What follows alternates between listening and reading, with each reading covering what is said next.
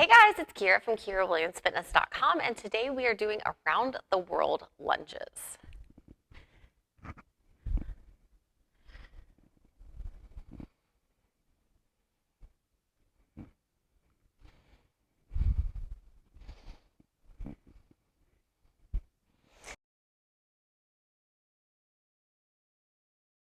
All right, y'all, so we are going to start with our feet directly below our hips.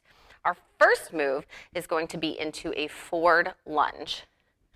When we come out into that forward lunge, we want to get full range of motion. This is not full range of motion. We want the back knee to hover or gently tap, come back up. We can pause with our feet, both feet below our hips again. We're going to come into our lateral lunge. And here we want to push it. You know, the more we come down into that leg, the more challenging this is going to be. Come back to center. We can pause. And then we're going to come into our reverse lunge.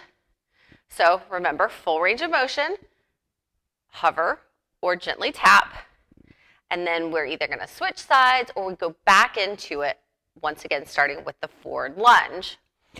So when we do these, I'm going to show you how to do them without that little pause in the middle. So forward, lateral, reverse. I had to take that little pause in the middle because I needed to regain my balance.